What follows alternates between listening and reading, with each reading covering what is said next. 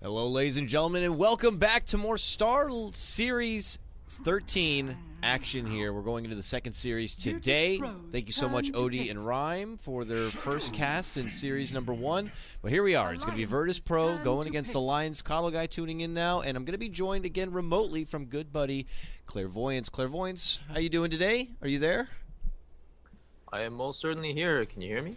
Sounds wonderful, my friend. We're off to a good start, so I'm happy with that already. And so we got a little bit of news. If you haven't already heard, everyone watching, Alliance has a little bit of a roster change. So they no longer have Nuts / My Nuts. I guess now Nuts can move on and be My Nuts once more, but we got a substitute or replacement for now. It's ASDF, who is actually Kebab, apparently. So, from Monkey Freedom Fighters.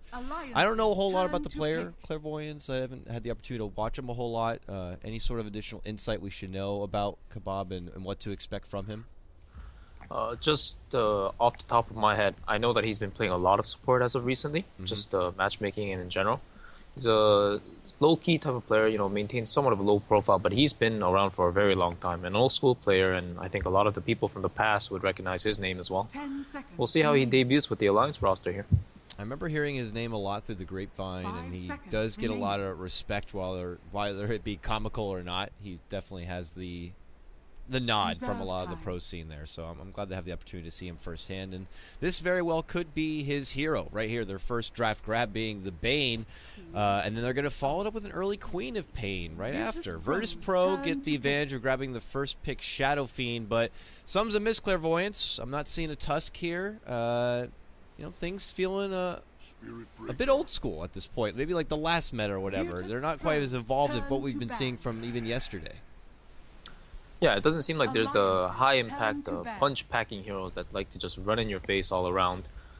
Minus the Bane, of course, but at the same time, you can say that Bane sort of neglects and mitigates that to an extent. So VP going for something slightly more different in the first pick stage. Of course, Spirit Breaker, while it fills that role, and Shadow Fiend, generally to be known to be a very strong hero. We have the Queen of Pain coming out of Alliance on the side of S4. Who will be most probably assuming that. And yeah, as you said, no Tusk, Wyvern's banned out, no Dazzle, surprisingly, of course. Yeah. But there is no Darkseer, so it's somewhat understandable. Yeah, committing early for the Spirit Breaker just seems, a bit interesting. Maybe like they were denying it so their Shadow Fiend wouldn't have to deal with it. Normally teams, put more love into getting that Darkseer first. And then it's like, oh, Spirit Breaker's still there. We can have that combo, but they went with the former first, and you're going against Alliance, you got to give a little bit of nod of respect, I suppose, to Bulldog at this point. They still ban out that pesky Nature's Prophet. Even though for any other team out there, the hero just would not fit really the play style and what everyone seems to be going for. Bulldog plays the hero in such a way that you just always could be threatened by it, I suppose, and they would rather just not have to deal with that. I mean, how else can you simulate a player like that in your scrim play? Unless you're going against Alliance themselves, it's not something you're used to going against. You're not comfortable with it, and you don't want to go to that dark place. So it's better safe to just ban it, I say, Claire. You are playing against Alliance. Yes. Yes. There's Yada, memes out there. Yep. Absolutely. And then, letting the Dazzle go so far. Still no Tusk, mind you, either. I mean, it could be something that Virtus Pro pair together with Spirit Breaker, even in the off lane. We know it's something that DK Phobos has pulled out from time to time, so I'm curious if it's something they do consider. But Alliance thinking pretty hard about this fourth ban. Yeah. And I gotta tell you, Claire, the funny thing is every time I cast Alliance, they do something weird, man. They do something always just like really weird. Not just this past time, but the time before that, that's when they did the Lifestealer into the Golem thing. But they just did it a bit too long, and I'm like, this is fun for now, but eventually you're gonna have to, step out and farm, and otherwise it's gonna be a problem, and it was a problem. Then yesterday, they did their 4-man draft, and the other team did a 4th pick Huskar, I believe, and they already had a Dazzle and something else, and I'm like, man, I wonder if they're just like, God, the AA would be so perfect here, but we've already committed for 2 supports. That would be a bad idea. Well, they did the AA pick anyways. They put Bulldog and a Witch Doctor in the off lane, and I'm like, what the hell's happening? Alliance always seem to do something a bit far-fetched every time I happen to cast him here, but so far, Claire, things seem a bit uniform, so I'm happy to see that. They'll get the Undying 3rd pick. Did they end up winning that off-lane witch doctor game? No, they did not. One could imagine, huh? Yeah, I can't remember right. I want to say they won the series in the end, but no, you know what? They didn't. They didn't actually. They ended up going down 0-2. So it was a hard day for them. But since then, they have won a series, so they're tied up right now 1-1. So they're still in great standing in the group. If they do drop this series and Na'Vi drop their series, then OG have a better chance. But they definitely would love to get a win here. Wow. But, seeing as how Alliance and Na'Vi are back, I don't see OG come back in the same form. Yeah, this week they're back. Next week we'll see. Yeah. About 5-6 times a day. We'll see if Alliance are back, how many times this game exactly. But with Alchemist, there's always room for comeback, of course. And we have Bane and Undying, two super early centric supports, you might say, because of how exceptionally strong they are in the early game. And securing the Alchemist farm, especially against the Broodmother, if they go for that option, this is going to be quite potent in the mid-game stages. And VP, normally Broodmother is something that I'm personally very, very scared of running into an Alchemist. You not only have the acid spray to deal with when you're pushing, but most of the time, if they build a Radiance, Broodmother, man, falls off. Yeah, that's free money right there running around. So it's a bit peculiar, but Virtus Pro pretty confident that they'll be able to micro their way away from that kind of trouble. And her early to mid-game impact will be more than enough to kind of cause havoc for Alchemist. I want to put out an early note. Maybe Alliance are going to do, and they've been sipping a little bit of the Vici Gaming Kool-Aid here, and they pull out Bulldog the Morphling last pick, and then we have that trifecta Alchemist Undying Morphling. That would be hilarious to see. I don't think any other Western team or any Western team has done that strat yet. That's been a Vici Gaming thing through and through. But I just want to put that out there that it could be a possibility. I don't know how Bulldog is comfortable with it, but you never know. Maybe they're like, let's try it out, Or maybe S4 is like, guys, I saw this strat. Let's do it. Yeah, that's right. At Nanyang, they actually tried to pick it, I think, and then Secret banned it against them. But ever since it made the raves and the airwaves that it did, going on Reddit and all these things with these highlights, I seen it tried against me, and I've tried it myself. It is strong, man. Yeah, I don't even think you need the Morphling. I think it's just an Alchemist that just pulls the axe to an Undying. And by 20 minutes, this Undying stealing 10 strength per like every 5 seconds in the team fight. It is hard to beat. Yeah, that's just where like the ceiling is just... Sky's the limit here for Alliance already. When you have an Alchemist and stuff, the game continues to go later, you're only going to get that much better. Heroes like Undying are going to get blessed with the opportunity of stealing 10 strength every sap, and they didn't have to farm for it. They have the pleasure of the Alchemist on their team, but we'll see. Maybe they consider the Morphling. If not, other valuable Bulldog options here, something that might be able to help. It's a tough laning setup here if they accidentally... don't set it properly. Oh, a Tidehunter. Very good for the Broodmother. I want that means they're going to try to match them up one-on-one. And who's going to get that matchup? I think looking at the lane so far, he's actually not too worried. Because at this point, you can assume that Spirit Breaker and Tusk are the supports running around this 4-5 positions. And honestly, Tide is very good against both heroes as well in terms of mitigating their aggression. If Tusk gets on top of you with another hero with a snowball, you just anchor smash them both, and all of a sudden none of them have damage. And of course with the Broodmother, it'd be his favorite matchup, because Broodmother would do like absolutely nothing against the hero. But it's okay if the Broodmother goes against the Undying Alchemist and Bane. If they do lane it like that, of course, because Alk in the lane with some support, he can topple the Broodmother. Yeah, well, that's nice. It does feel like it'll be a pretty difficult setup here for Virtus Pro to find a promising laning phase without running into at least a little bit of trouble. But they got to get their last grab here. Could be probably the secondary support, something a bit more defensive if they're not already planning on putting Tusk in support. But maybe this last pick has thrown them off a bit and they want to change things up. We'll have to see. Otherwise, what are some classic, or do they need to be more proactive with it? Something that can help, get the Undying Tombstone, maybe offer some additional armor, or, maybe you go crazy and get, a silencer or something to, for the Tidehunter. What do you think the best bet would be? I do think a range carry is the right approach here. I think something that helps them secure Roshan as well, because they do have a Shadow Fiend and possibly a Broodmother if she opts to build the Russian Broodmother build right now, which is like the Desolator. To be frank about it so far, though, with that Tidehunter pick, I would say VP is, in pretty deep trouble for the time being. That Tidehunter pick was brilliant. I was thinking one of the things that VP could the use to their advantage in this game is even if they don't win the early game against Bane and Undying, they have a lot of stuns, and they do have a Shadow Fiend, which could probably be the best hero in this game in the mid game, like 20 minutes down the road, even if Alchemist maintains the same farm. And yeah, that's going to be the Vengeful Spirit, the range carry of their option.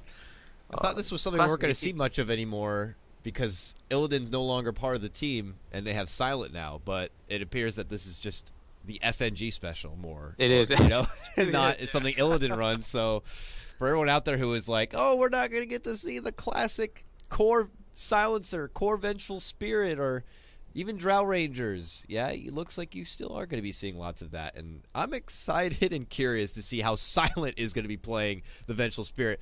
I got to imagine it's something he does not get a lot of practice with. So unless they've been doing it recently in scrim play, I'd love to see Silent's take on the core Vengeful Spirit. But you can't help but there's a bit of a stigma there, Claire. It's just one of those cores that no other team out there ever really goes for. You know, people attested to the fact that she can't really even just go to the jungle and farm up a bit. Her stun can be easily dodged and disjointed. But, you know, is there promising reasons why a team like Virtus Pro continue to go for it time and time again? I mean, again, VP is a very lane-centric / snowball-centric team who like to rely a lot on execution. And heroes like Vengeful Spirit do complement that in a sense because they are strong in the early game. They are hard to fight into. And as it was touched upon earlier, like Roshan potential with Vengeful Spirit is always very strong with the Wave of Terror as well as the aura and the presence that she gives. So with the SF, they'll be able to secure that relatively quickly. I don't think it's definitely as reliable as often as they like to pick it. But this game, they needed something. They needed something different because as it stands, Alliance's lineup is very, very difficult to topple in the early stages. And with this lineup, they just might be able to do it. Yeah, they'll definitely have to make sure they have that buddy-buddy system, I like to say, a lot, because the thing with the Vengeful Spirit also is because she's not one to like really jungle farm, she's always kind of predictable as far as what she's doing. She's not lane farming. You know, she's plotting something. So if you don't see her on the map, something's a bit fishy. If you do see her, she's there to farm, and you worry that some teams see that and it's almost a bit predictable. But hey, it's Virtus Pro. Like they have to have a trick up their sleeve, I'm sure. It's definitely very reminiscent of like a Night Stalker playing like off lane or mid especially. You know, if these heroes are missing, their time is best spent ganking you or doing something that's more effective around the map than just hit farming neutrals. It just doesn't scale well enough in terms of not playing aggressive. So the ball is in their hands to an extent, but it'll shift over eventually if they don't make something out of it.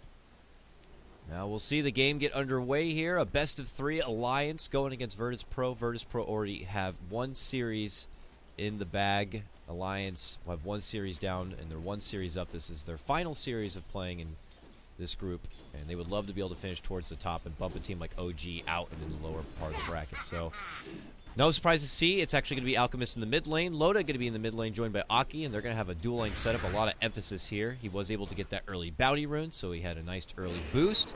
Silence kind of stuck in the lane by himself, going toe-to-toe against S4 and his Queen of Pain, so these lanes certainly have been switched up so that they will have the mighty Bulldog Watermelon go against this Broodmother here. It's going to be a tough task, Claire, for DK Phobos on this one. Yeah, it's ever since the Tidehunter buffs to the Kraken Shell, this matchup just became harder and harder, and with the Broodmother Spiderlings being slightly nerfed in the recent patch as well, I don't see this going in any way in any favor to DK Phobos, so he's just going to have to sap EXP and do the best he can. It's one of those things, like, I would not be surprised in the upcoming patch. They could even give more love to Tidehunter, just the fact that we haven't really seen much of him at all. And with that, and if, let's say, there's a good performance here, it might spark some interest from a lot of the other teams, and we could see the return of Tidehunter. But is there something about Tidehunter that we don't get to see much more of him as it stands? Is it too much around his ultimate that, you know, it's a one-and-done kind of a thing, and you can't farm Ancients as reliably? How come we don't get to see the hero as much, unless it's in a gimmicky kind of matchup, if you will, like this one? I guess the first thing that really phased him out of the scene was the slight nerf that he received after the buffs. The Anchor Smash was what really brought him into play with the 60% damage reduction at level 1. So since they touched upon that, they also made the Ancients a little bit harder by buffing the Ancients over the course of the last few patches. And yeah, small things add up for sure. But I definitely think Tidehunter is really good this metagame. Like, look at all the heroes of VP. None of those heroes do enough damage to Tidehunter, barring Shadow Fiend. And that's just because of a Shadow Fiend thing more than a Tidehunter thing. And this Shadow Fiend may not even go too offensive. I mean, I'm looking around at possible mech candidates and any of them that might be able to get a mech in decent time. I'm wondering if Shadow Fiend's going to have to get one for his team or if he will be forced to go more offensive just to help against this Tidehunter here. Lil is snowballing, but that's just to get away from a bit of trouble. It looks like Alliance have shifted Ake now up to the top lane, so they have more of an aggro setup. And this is very difficult. If you're talking about VP as a team that love to have heavy emphasis in the laning stage, this is something I'm sure they're not hoping for. Top and bottom certainly not going the way they expected. They do have a promising mid lane with Shadow Fiend still sporting, 14-4 CS to Alchemist's 11-4, but that's an Alchemist after all, and after a few stacks and one bounty rune, he'll be caught up and fine. Yeah, probably further ahead even, I would say. But yeah, this matchup in general, I guess it favors SF, despite the fact that Ake was here to harass a bit. I think they didn't make the best usage of that because Loda was missing a couple CS, and as you can see, G's still CSing extremely well. One of the nice things about Shadow Fiend versus Alk is what you just saw there with the denies. It's very easy for Shadow Fiend to deny the CS that Alk wants, as well as deny, not only deny the EXP, but also get himself the CS, because despite the Quelling Blade, his base damage is just way higher. And Shadow Fiend is just one of the better heroes. And G is one of the best players to play that hero, and it's rare that we get to see him even get it. Normally respect banned out, but it was a bit of a different draft here in Alliance. Felt pretty confident, and they're going to have the acid spray now, so it will be a bit touchy here for Shadow Fiend. But as he walks in, gets off a couple of raises, and Lowe's just kind of zoning him back a bit, so he gets free will on this top 4-minute rune. He's hoping for a bounty. Will it be a bounty? No. It's a golden rune, but it's going to be an illusion. That leaves the bottom bounty here for Shadow Fiend, and yet for anything to take off. Very quiet game at the start. No first blood yet as we approach the 5-minute mark, but yeah, he's making a movement down south. see, he's walking that way. Bulldog spotted out, charged up right now. Broodmother already has the creeps pulled back and behind, but here comes the committed dive. It's going to be a 3-on-1. Will TP's come in? Already one out.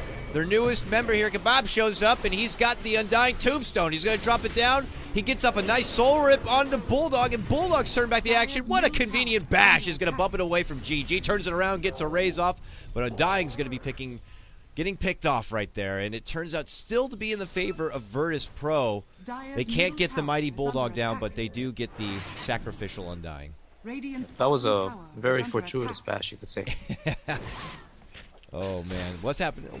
So, trades up top lane. S4 blinked in, committed. Turnaround stun from Silent. And thanks to some bottle charges and hefty regen, he's able to walk away before being taken down. Wow. That was also a close trade. Always a close call for S4. He always likes to play on the edge, and sometimes he does get punished for it, but this time he will survive with the skin of his teeth. Well, let's break it down now that we have a moment of pause here for Kebab. He needs to reconnect. It looks like here we can actually reevaluate what the hell's been going on. Not much action breaking out in the mid lane, but we have Loda now who is working his way through a pretty damn hefty stack now, and I'm wondering if Loda is also going to be more on the Miracle bandwagon of Alchemist play. It's what many consider the most promising build-up so far. Do you think it applies the same for this matchup, or if you can go about something a bit different? And what I'm talking about, of course, is the Solar Crest and maybe something like a Shadow Blade or Blink. Do you think that would work out well for Loda this game, or does he need to change things up a bit? Honestly, I think this is one of those games where I would support the mini Naga build. Again, VP's lineup, they're so single target centric that if they don't push towers with SF like crazy in the early game, they're just not going to be able to push against the team fight of Alliance. And I feel like just delaying the process of the push and allowing yourself to get bigger and bigger while you're pushing out other waves, such as a Naga Siren, is gonna really allow them to just run over in one team fight in the mid game stages. Yeah. So I think I like the Radiance build this game. We'll see if it's something they go for.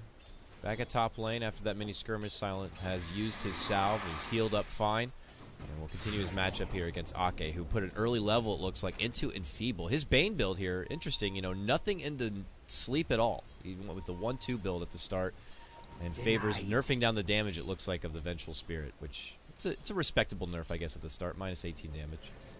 Yeah, it's unfortunate that Venge has the damage bonus coming out for the Vengeance aura. So the Enfeeble definitely doesn't have as much impact as it would like. But again, Venge, single target, doesn't really have nukes to clear out woods or clear out creep waves. so she's limited to right clicks and only right clicks. We have a VP mission here. They're on the move. They're hoping for some stacks, and look what they found. I thought that most of the stack had been taken out there from Loda just during the pause, but it looks like some goodies were left over, and Virtus Pro were happy to snag it up. They're going to be in for an awful surprise. And Loda also getting charged in the mid lane. Not only will lose his stacks, he could lose his life here. There's going to be a bump in. G misses the mid lane raise, but it looks like they're going to have a roll through from Lil, and they don't want to have any more of this. They see help is on the way, and Lil's going to be caught out. Turn around from Alliance here. They're going to get it. Right click in. Loda is not going to be losing his life. He runs the right direction with proper rotation. Alliance end up turning it around and getting a kill themselves. Yep. And I'm just looking at this Broodmother here. She's actually at the top of the net worth, not on the top of the net worth Alchemist is, but top of the CS board. And she's got herself an Oblivion staff, one piece of her two for the Orchid as well. She's doing pretty darn good, I must say, against the Tidehunter. She's been finding that nice spot behind the tower, avoiding actual confrontation with the Tidehunter himself. And mid lane again. Lil's in trouble. They got a nice stun, sap, and he is gone. And also, what happened at the same moment? They also got a kill on FNG. S4 picks that one up with not even his level 6 yet. Yeah, they have a nice ward placed, and he simply got ran down with the Undying as well as the Queen of Pain. So not too many solutions there. Maybe he could have charged out, maybe he charged in. I'm not too sure, but 3-1 in favor of Alliance right now, and Alchemist still in the top of the net worth chart. As you said, DK Phobos is really just farming his way through. Oh, top lane, though, that's when they're making it go on S4. They had the stun, not enough bashes. He's going to be able to blink away to safety and bottle up. So, fortunately, VP coming up short there. But bottom lane is definitely their best bet right now. They're going to be building up, hoping for a quick Orchid timing here. DK's doing his best to avoid Bulldog. Bulldog avoids him, but that means Bulldog could also get a quick blink dagger. Oh, wait, what's happening here? Near the river, snowball on through. No, they're not going to be able to get catch on S4. He's fine to blink away, and all is well. Radiant's middle tower. Yeah. I'm really curious to see how G's going to build his hero here as well. As you mentioned with the mech, certainly a possibility. Helps their push early on, but really, really limits their transition to the mid-game stages, dealing with this Alchemist, possibly coming out with like a level 2 Chemical Rage by like 20 minutes. And I don't know. I just don't know if they'll have enough damage. You know what? He's actually picked up a Medallion. So he is going for the Solar Crest build coming out of Miracle. And if that's the case, you know, this SF, if he doesn't build damage, he actually bought a Buckler now. He's going to do even less work against the Alch. Yeah. And I fear for that. They're going to get a hold of S4 in that top lane. The three converge, and this time the little lady is not going to be able to blink away. And Virtus Pro are going to be able to get a grab. Push themselves up now 3-2. Loda. Look at this. He has an Invis rune. He's putting it to work here. Gets the stun on the Silent. He's looking to go for the core takedown here, and it looks like it's going to be the case. Extra additional brain sap damage. Now the Nightmare is leveled from Ake. We'll use it onto Lil, hoping to stall a bit of time. Wait for the stun. The stun's online now. He's going to pop the bottle now. Will it be able to connect? No! Snowball! With that, a turnaround. Lil should be able to walk away from trouble. So they're only going to take the one life here. Alliance pull ahead now 4-2. And you're right. G. It's going to be going for the mech. And I agree with you. I fear for the lack of damage this team is going to have into their mid-game transition where you're going to be dealing with, you know, soon to be a Ravage on your hands and an Alchemist who's just 2-3 steps ahead. Mid lane. It's really like a lot of timing-related issues, right? With the mech, they can definitely get 1 or 2 towers that they shouldn't be able to get otherwise, just because they have the effective HP in the entire team. But this Broodmother is still on a time bomb as well. You know, no matter how well you do against the Tidehunter in the lane, the issue is that you'll never be able to push high ground. And in Dota, with the heroes that scale and whatnot and all these things, you have to eventually be able to break high ground. So even with the Orchid coming out, you know, Tidehunter is not a hero that cares too much about it, because the more damage you do, the more likely you're gonna pop the Kraken Shell and allow him to remove the debuffs, such as the Orchids. So yeah, again, I think the fears still stand for them, despite the fact that they have 2 of the 3 top net worth heroes on their team. So what's that mean? Broodmother gets an Orchid and is like, I can't even use this on the Tidehunter in my lane. I got to start going elsewhere. That means she has to step away from the bottom lane, or maybe she's holding out for someone else to come to that bottom lane. I don't know how many fight opportunities are going to be there, or how many Alliance are going to present for this Broodmother to take advantage of, so can't help but even question the build-up a bit. If she wanted to be more split-push heavy, you know, we've seen those Necro Book Broodmothers from time to time, but, you know, this time going with the Orchid, it's like, yeah, she kind of wants to fight. And actually, look at this. She is near the mid lane. They're flirting with opportunities to get a setup onto Alliance. I just don't know how easy they're going to come. Yeah, it doesn't look like Alliance wants to give him the light of day, and Loda's gonna try to stack up the woods. I guess he was a little bit slow on that. Maybe he just wanted to farm.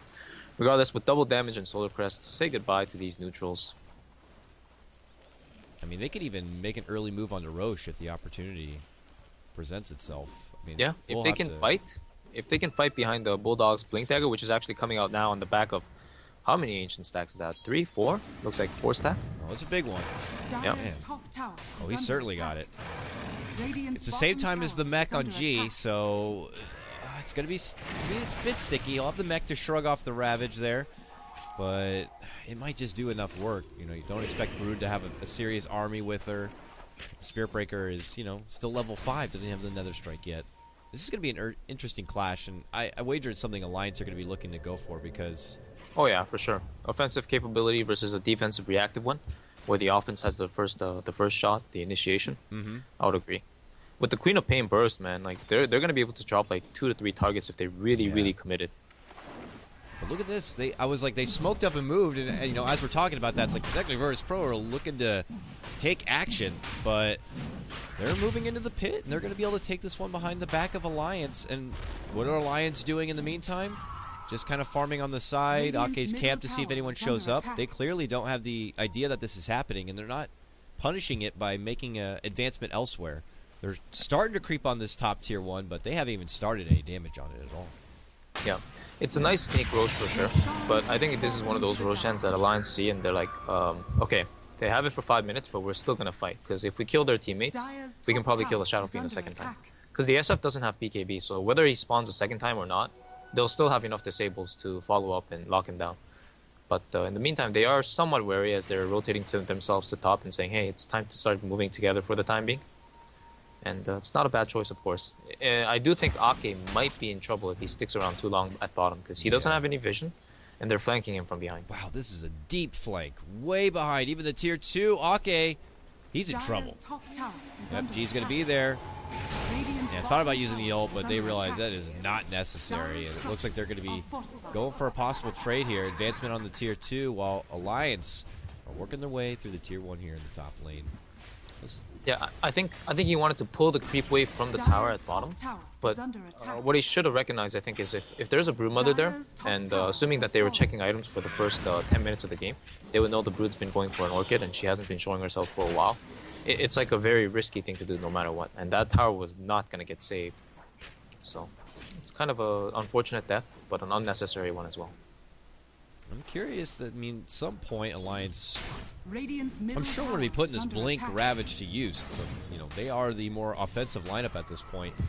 But it looks like they're just kind of taking things easy or almost happy to play the economy game and out-farm. I guess so. Yeah, I mean, I thought they would really go for it as well, but given their positioning and things, like, it looks like they want to be really efficient around the map and sort of wait out for an Aegis as Loda gets stunned, but there is no swap. They are respecting the Solar Crest plus the Chemical Rage regen. But, like, they're not respecting the overall lineup to be like, we need to be worried about your fight. They want to fight, and G's like, I'm happy to run in there. He soaks up a Ravage and a Brain Step. He has an Aegis, mind you. So they're trying to turn their target instead into silent and take him out of the equation first and foremost. While this is happening, it looks like a mini skirmish is breaking out in the mid lane as they're going to be able to take out Kebab. But we go back to bottom as G unleashes the Requiem. A sidestep out from Bulldog, though, and they're going to be avoiding a lot of the damage. They are going to be taking down Kebab in the mid lane. So your Undying will fall, making it 2 down all day on the side of Alliance. Virtus Pro get the better of this trade, and this is something that they have started themselves. And they're now even going to poke at this mid-tier tier 2 tower. That's surprising to see Virtus Pro doing so well. Was it Alliance bidding a bit too much onto G with his Aegis, but it seemed like necessary. I think the move on G was fine, but I think they were miscoordinated. In the meantime, you fight in the middle. Yeah, they're breaking on through. Loda here, potentially to be caught out as they snowball. A truck on forward. Swap back, he goes down. Jumping from Bulldog, but again, he has no Ravage. What a Sonic Wave, though. Serious work onto G. DK Phobos now decides he wants to go man mode here on the Bulldog, who's trying to just get those Anchor Smashes out, and they are able to get the bring down onto the Brood, and then it's going to be the takedown of the Spirit Breaker. Lil charging it after once the Walrus Punch, but the mech helps him out, and Alliance take a better fight their way, taking down 4. Yeah, if you saw the course of the fight, there was that one time when you saw a Bulldog blink in and you said he had no Ravage, but with that anchor smash, not a single hero did damage to him for like 3 seconds. And as you said, with the follow-up on the mech as well as the Solar Crest coming out, honestly, this Tidehunter, it really, really is a problem. He's going to be doing, never mind the Ravage, he's going to be going in, and he's going to be doing 200 physical damage every 4 seconds. And the biggest issue for VP now is that they can't stop him, because if they use their fixed amount of spells that they have between the Vengeful Stuns or Spirit Breaker Charge or Tuskar spells, they're investing those spells to kill a hero that they cannot kill. And right now, this, again, it's just way too big of a problem. And it didn't pose itself before because Alliance were miscoordinated. They had 2 heroes at mid. S4 had the Yule Scepter to try and remove the Orchids, but it wasn't good enough because there were 2 stunners beside him. And they weren't going together on the Shadow Fiend. So I think the play at bottom was correct, but they were miscoordinated. And if it's hard now, I don't imagine it's going to get much easier. It almost felt like, you know, Virtus Pro were like, we got to get something done to assert our own dominance, otherwise Alliance are just going to ball out of control. And, well, that's what Lil's doing now, is they were desperately trying to get a hold of Gustav there, but he will be able to blink away. And, you know, we were suspecting if the team fight, a coordinated team fight, was to break out, it would be Alliances. It turned out that way. There's just still lacking that bit of damage here. Even now, you know, G stepping off gets the Sage, which is probably the buildup, of course, for an SNY, but only adds to his tankiness now. Don't get me wrong, with all those, you know, stolen souls, he hits pretty damn hard, but I just don't feel like it's going to be hard enough. Yeah, it's just always a question of, do they have enough damage? Just missing that executing blow is my biggest concern. We'll see here, another strong test. I mean, if Alliance take another big fight, they come out the victors. I don't imagine that this game is going to become any easier for Virtus Pro. And they're going to continue to play the farming game. Solar Crest now done for Loda, and he goes for the Maelstrom here. So a little hybrid kind of a build, I guess. Not going with the mobility tool. Maybe doesn't feel it's too necessary. He has plenty on his team to initiate for him and kind of get the thing set up. So I suppose he feels confident he can walk in there and just knock everything down. And this Shadow they cross paths with Shadow Fiend. He goes for the Invis here, but they got the dust. They're going to pop it, and now they're going to run him down. Even as Tombstone committed a snowball. This snowball came previous to the Ravage. He commits it regardless. They still are going to be able to bring down G. It looks like Lil's going to be the next target. They're already turning back, and that Tombstone has been just doing work the whole time, as you can see, and it will even slow down little FNG right there, and it is going to be Alliance taking that next big fight. They take down 3. They lose no one, and this is with a mistimed Ravage, mind you. Yeah. Didn't even need Ravage for that one, really. My, oh my. It's looking like Alliance are putting themselves in quite the commanding position at this point. It's turning into dire straits here for Virtus Pro, and I don't know what that entails of. Brood shows himself a bit, but yeah, what will Plan B be for Virtus Pro? I think all they can do right now is just hold out, put some aggressive wards in the enemy woods to see if Alliance is there, because I guess they sort of didn't recognize that Alliance did like a 4 or 5 man smoke there, and that's something that's usually very obvious when you don't see enemy heroes on the map. And if you push in lanes or have deep jungle wards, you'll be always able to spot it out. So just get those vision up, and then just wait for the next Roshan, really. I don't see too many alternatives, because what just happened, as we say, for like the 3rd time, that was without Ravage. If a Ravage connects on like 2 to 3 heroes, that fight goes much cleaner in favor of Alliance. And I can't help it. I hate when I cast these Virtus Pro games and it doesn't work out. They've committed for something like the core Vengeful Spirit. And I just can't help but say, maybe this is not Silent's hero. I mean, this isn't CIS thing, man. This isn't a silent performance from me. Usually this guy is beating ass on Gyrocopter or whatever, and here he is, 2-1-1, and it feels like he's nerfed down. It almost feels like he's there to provide the extra damage for like their Shadow Fiend in this game. Yeah. And that just doesn't seem like the Silent style, but you know, he's going through the initiation of Virtus Pro now, so I guess it's just something he might have to get used to under Captain FNG. I just don't feel like it's working this time, Claire. I'm sorry. Oh, we'll see in due time. As many people have said, this is pretty much a prime example of a live carry Vengeful Spirit is very limited to their devices. Little does VP know that they're running into 5 heroes now. They didn't drop a ward, but the fight's about to break out. Oh man, FNG creeps in and he sees it's trouble ahead.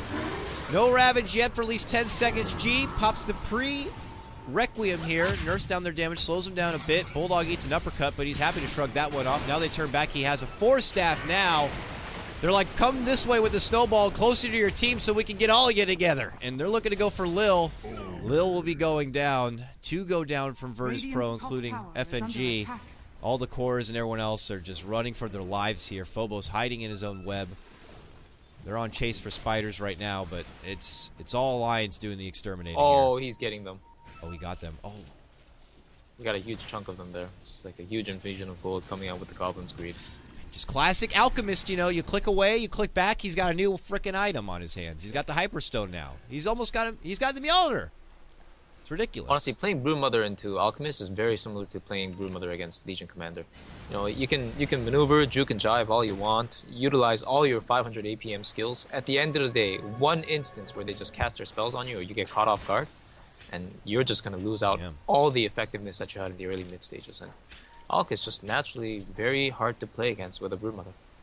And you're playing a Broodmother with an Orchid in hopes that you're going to be using that Orchid to get quick silences and maybe a catch on a Queen of Pain. Not happening though. 1, 1, and 2 for this Brood. He is able to kind of be sneaky and get down that tier 1, but bottom and below, his team's in trouble. There's a Fiend's Grip coming out from Ake, and Lil will be going down again. I feel like I've said that a lot. He's 0-6 this game. An uncharacteristic game for Lil. Uncharacteristic game for Virtus.pro altogether here. We'll have to see if there is going to be bounce back potential, but that opportunity gets thinner and thinner at this point. Now 14-7. I dare look at the early net worth graph, and at one point it was up for Virtus.pro about 3K, but we're back towards Alliance's side. Only 1K in their favor. Claire, I'm a bit surprised by that. I guess there's some extra credit to Virtus.pro for maybe just doing more of the farm on the map. Yeah, it's I don't think it's too surprising. I do think it's a very nice job of him. Personally, it is a Shadow Fiend and it is a Broodmother. If they don't feed too many deaths, they're probably going to be always top 3 in terms of net worth. But again, the lingering problem here is that even like this game, they need like a 5K or 50% net worth advantage in order to carry out the game or close out the game. And I just don't see the scenario of them getting that. They've been scouting out Roshan. I see the Sigil going in now as well to scout it out additionally. They'll probably ping it out in a moment's time, and when they do, they'll recognize that they have to go for it. But Alliance, if they decide to contest, again, it's like, what do you do against the High Ground Tombstone, against the Farm of Alliance? Yeah. These heroes coming in. Oh, Phobos! Hey, he's putting that Orchid to use, and he quickly realizes he does not want to finish this. Uh-oh, S4's like, I'll take your babies! Yeah. Nice. Takes a good chunk of them, has that ag, so is happy to kind of chew through the small cooldown. And really, Phobos is not going to be getting anything out of that except handing over S4 some extra bits of gold. And well, the pre-steps here from Virtus.pro, they've planned out some pretty aggressive wards. If you haven't seen, they did one to even block out the full camp down here. And FNG, unfortunately, caught on the wrong side of the river. Here comes a shard attempting to block some of them out, but it looks like it will help. And they'll be able to stay back and away. Oh dear, S4. And S4, what is he doing? You're late. Oh, Yules. Looks like he might be fine. Raised, he got glimmered even. He's going to be out. No trouble there, but it did force Alliance back. They're second-guessing going for the Roche. Oh, Loda not able to get the vision there to take down the Shadow Fiend, but on the other side, they are able to finish off FNG. Now, Alliance in a bit of a debacle. Do they push the lane? Do they go back for the Roche? All the meanwhile, cheeky little Phobos over here is taking the tier 2 and is starting to push towards the Alliance base. But little does he know, S4 is here with an Invis rune. He's probably going to be able to clear out all the spiders. Oh, Phobos actually. He's like, I'm going to go with the team. I want to help them. Oh, S4. He realizes all those spiders coming out of the web now. He wants to go for them. Yeah. Moves in, gets a ton of golds for it, but that means he's not going to be able to partake in a fight if one's to break out here. From Virtus.pro, who want one. They know S4's not there. They're running. Here comes FNG. TP's in. They got the dust. They're going to make a move on the Loda, hoping to take him down. Follow-up. Ravage is going to be there, but a nicely timed BKB from Phobos will keep his eyes on the prize. They want to take down the Beast. They'll get him down. Now Bulldog dishing out those Acre Smashes on the sidelines. FNG looks like he'll be going down, trying to charge out, but it is going to get bopped down in the end. 2 down from Alliance here. They pop the mech. They're committing up forward. Bulldog's going to be going down. They get the Tombstone down with G's help, and S4 is finally able to show up, but it's too late for him. He's the lone survivor here, Virtus.pro. Huge fight for them. They recognize their one opportunity to take one, and they get, like, what, the first promising fight this game, and a follow-up move-in on the Roche. Yeah, that was you could say that was an elaborate bait coming out of DK Phobos. They basically traded probably like 400 gold worth of spiders for a team fight that they really needed this game. And as you said, man, they found it. Flanked with the TPs coming from the tier 1 tower at bottom on the tower side, which is still alive.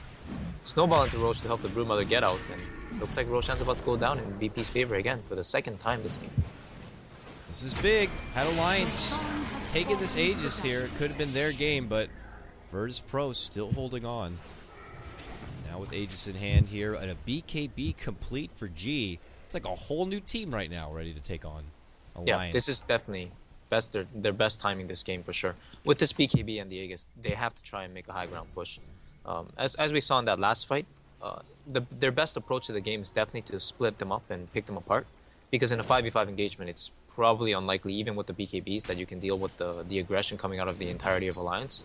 But when it comes to high ground pushes, it's kind of like an inevitable circumstance. So playing that with new BKBs and Aegis is their best bet. Oh my gosh, another Sonic Wave at the middle line. Yeah, he's just so thirsty. Well, he's got the gold now, 2K. What is the next item for S4 here? Now that he can chunk out Sonic Waves like it's nothing, it looks like maybe an AC is in order for him. Yeah, looks like AC or Shivas. I'm personally unsure, but possibly. I think Shivas would be good this game, just to slow up the attack speed of all these single target centric cores, and all these strength heroes as well. They're making a move on the Silent here. Loda's going to be able to get the catch with the stun. S4 leads in. Shadow strikes. Silent slowly running away. Has to be popping the BKB. Oh but look at that guy. He hits like a truck. Oh, God. Loda's going to get back, but he's going to get swapped back from Silent. Silent. Oh, he's not hitting him. He's not going to get him down. The charge through will be there, though. Turn around. S4. Huge Sonic Wave, but the damage may have been done. And VP are here and ready to play. That just happened. That looked like it was going to be the easiest pickoff of a Vengeful Spirit ever. They treated that as if they were ganking like a support Vengeful Spirit, like, this is no problem, little lady. And then she pops her BKB, turns around, the team is there for her, and it turns into destruction. Yeah, I didn't watch it early enough, so I'm not sure if he charged the stun full duration or not, but it definitely shouldn't have been that hard. I guess the end result is they might lose the tier 3 tower at top for this, and maybe Raxus. Another Sonic Wave from S4, jump in, anchor smash, Bulldog trying to nerf down that damage as much as possible because G is a siege in full here, still with Aegis in hand, happy to truck down that tier 3 tower. Virtus Pro on the up and up. Highest net worth of the game so far, a 5K net worth advantage. And it's DK Phobos at top of the net worth over the Mighty Alchemist by about over 2K. Yeah, Loda's, with that third death, you can see that he's definitely not having a good time. Even with the Mjolnir, the impact of the items definitely diminished because they have all these BKBs, and of course BKBs don't really care about the Mjolnir procs nor the charges. So, yeah, I'm actually wondering if Mjolnir was the right choice this game. I want to hold that thought. S4 at mid. Yeah, he is able to Yule's up, Glimmer, avoid the trouble. Oh, the tombstone goes up, but it's going to be quickly going down here. They are going to be taking down Tusk in the meantime, but a BKB is going to be popped from G. Oh my! The Requiem damage on the Loda just annihilates him. They're also going to be getting the takedown, it looks like. Okay, here's Virtus Pro looking to possibly close the game out altogether. Loda forced to buy out, and now S4 caught into the mix here. Another Yule's for him, but he's got no more mana, and he is done for. Phobos cleans that one up.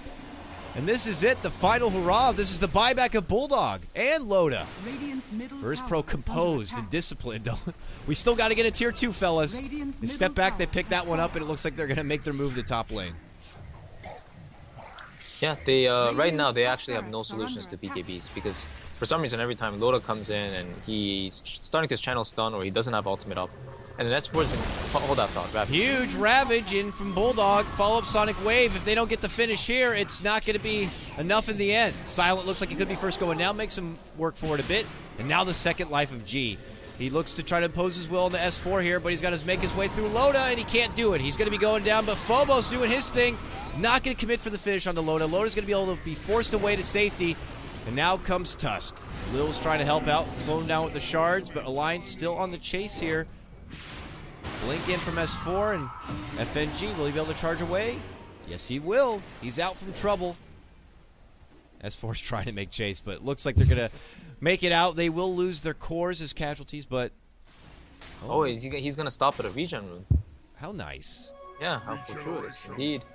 Blessing from the Dota gods, and man, these events, it's definitely not how I thought they would transpire at this stage in the game. I really thought the Alchemist would be much bigger than this now, and he's still struggling to finish his BKB. I mean, not struggling anymore. He just picked up a bounty rune, I guess. But when he has that, his fight will be much better. Because right now he's just melting to these Requiems and stuns coming out of Vengeful Spirit and Spirit Breaker charges.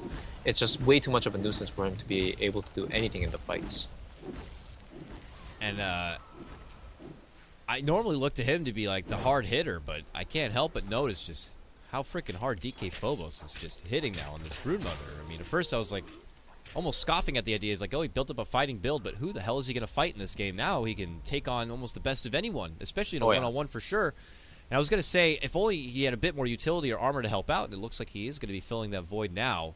He stopped off for just a trusty Hyperstone, but it looks like he will be converting it all the way into an AC. So with this extra bit of armor, I mean, he did seem a bit frail in some of these huge skirmishes, but with this, I mean, I think the Spider is the one to look out for sure. Oh, yeah. If Broodmother's at top of net worth and she has like 4 or 5 fighting items, she's definitely one of the strongest heroes on the map. I actually think Broodmother with Blink Dagger is usually very powerful just because of how easily it lets you get into the fight, and you just want to get on top of somebody and slow them down and right-click them down with ultimate. But speaking of which, S4 might get right-clicked down here if he's not too keen on the but the team is also coming from behind, and Ake doesn't know that Phobos was sitting there in the web ready to go. He does have the Glimmer. He's going to be fine for now, but now he looks, and this is what I'm talking about, man. Look at the Spider.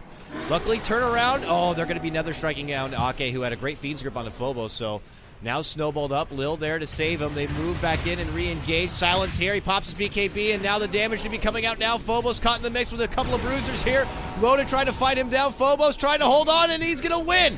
Loda's going to be going down there, and this is it. Silent G and company are just going to right-click through Alliance, and since they already used those buybacks, there's not going to be much to stop Virtus.pro from closing out this game. S4, the lone survivor, able to TP away there at the end, but he is all they got to defend here. And Clairvoyance, this may be the game for Virtus.pro. Yeah, it's very unfortunate it came down to this. I think that fight too, it should have looked a little bit different. So Phobos initially BKB'd when he first got caught out, and his BKB duration was over. Now Silent and SF were coming in on the form of Vengeful Spirit and Shadow Fiend. They did BKB, but Bulldog hesitated on the Ravage and ended up not casting it at all because he thought he wouldn't be able to hit them. But if he just killed the Broodmother and allowed the Alchemist to live, maybe the Alchemist would have gotten away, or possibly not, but it would have been something. And I think people were just like withholding spells too much in general this game, and possibly like a lot of bad engagements really coming out of Alliance. So VP really snowballed after a couple fights, especially since that Roshan. Ouch. Wow, simple, right? Yeah, that's makes it look really easy at this point, and I was with you the whole way through. I felt like Alliance had a great team thrown together. The always scary, Agnum's Undying in the late game, but Alchemist just didn't seem to be as big of a threat as we usually see him, and that could be credit to Virtus.pro and adding pressure across the map and stumping us a bit. Always happy. And here's Loda just obviously they're already looking to the next game, but they're like, well, we've got to go out without a rumble, of course, and they're done. They're throwing pillows at this point. Bulldog gets off one last mighty Ravage, but the game is over, and it's going to be Virtus.pro taking the first game of this best of 3. Yeah, that was rough for Alliance past 20 minutes, but VP, as you mentioned, man, SF and the Broodmother always keeping the top of the net worth. They really did play well, and I didn't think I saw too much of the impact coming out of the Vengeful Spirit, but it did give them the early Roche. And again, DK Phobos, man, he really did play this game extremely well, and I think the stats reflect that as well. And you would have thought it would have been a hard game for him with the lane that was set up against him, the mighty Tidehunter. So very impressive stuff from Virtus.pro. We'll see if they can keep the trend going or if Alliance will be able to stay alive and get a win in Game 2 to take it to a full 3-game stretch. This is KotLGuy for Beyond the Summit. I'm going to be joined by Clairvoyance. We'll be back in just a moment.